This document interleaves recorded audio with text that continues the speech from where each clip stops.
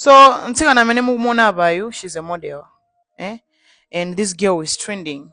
Lukulubira kuti nanonso mungoona ma pictures ake ma social media amwe. Yeah, ndeva jaine I talk about zinthu zomwe zikutrend, right? Yeah, so paja kuli ka program kena yake amati blind date. Kumakhala atsikana ndi kumabwera no nyamata. Nyamata uja amafunika no achuze atsikana. Komano atsikana aja amakhala ndi mphamvu zambiri wa nyamata uja. So akakhala zoti amona nyamata uja kuti wabwera atsikana aja amakhala nditi baluni, not balumi, sorry. Yama kandi ndizi baluni nde akamona nyamata uja ngati sana osangalatse amapulitsa zibaloni zija kuti no. Okay? Yande amakufusa mafusa kuti chifukwa chani wapulitsa chibaloni ichi nde umafotokoza kuti nyamata amene sana ndisangalatse is this and that. So this girl, she went on that program, and let me show you the video. How much is your canvas? The shoe? Yeah. I get it on, it was 75,000 for in a Jardine in Atlanta. I'm not trying to act word here. Yeah. So that is so cheap. First of all, if you don't get it, it's fake. So no, you don't get it's fake. Your t-shirt. Look at it, please. Yeah, that's okay. Exactly. I put so much effort. What's wrong with the t-shirt? What? It's my tattoo. It doesn't matter. It doesn't matter because you're also short. I can't take you. That's okay. Exactly. So you will know with your boga t-shirt, which I put so much effort with my dress. Yeah, I don't want to mention the designer, but my dress, it costs so much. So you can come here with your Malaya boga, and you're coming here with fake Air Force. I mean, no, I'm so cozy. Exactly, but it's just okay. With your body, with your nkobe, just okay. Kumazova, it's all fake. Exactly. Madara, move on, kazi. Yeah, Violation. every year. It's okay. Quite now, kazi, the type yako na step yako. She's not my type. What about her that makes her udasa type yako? Okay, she's a model. The model I'm a cargo. She's more like attractive. Kama funa gwambire. Ndio makao mafira bensi kiyo ina zori mutu.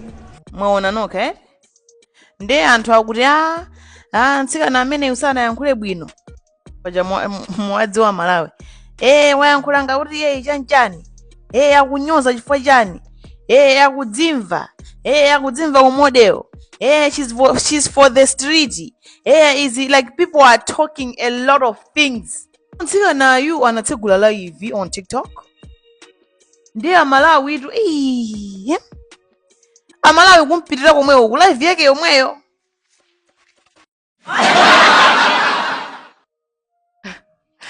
You know what I like about Malawians, pajili yose cha Guinness wino wake timakhala limodzi oyena takazo kanda balamula Malawi ndithu akhala limodzi apanga zaine. I love Malawians. I love them so much. Yeah, ndieno atalowa live ntsika nayo Malawi ndithu amayankhula yewo ija mabwera makomenti awo amene paja watch the live.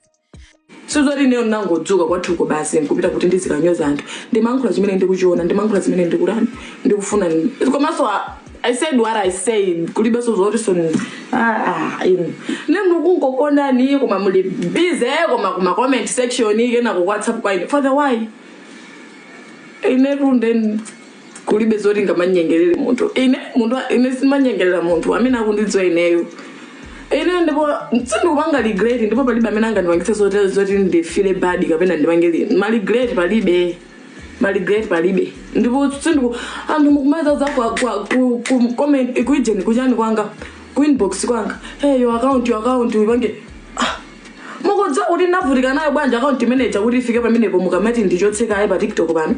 Mukudziwa zona mukunama nani maphanga. Sindikupanga zopeperazo. Account yako ichotseka ayi for who? For why?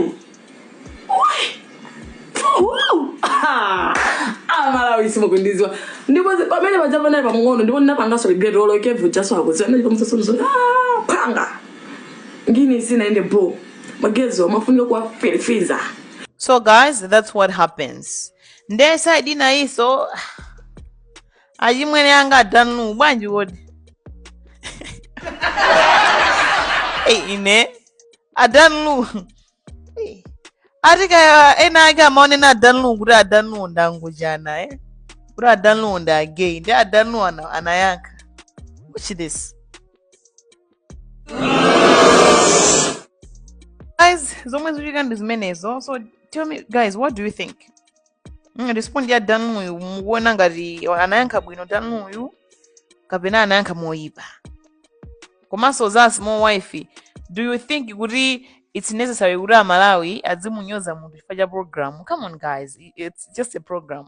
So guys, I'll be reading your comment section, and remember, if you'd like to advertise whatever you want to advertise, inbox 0999090132 by WhatsApp.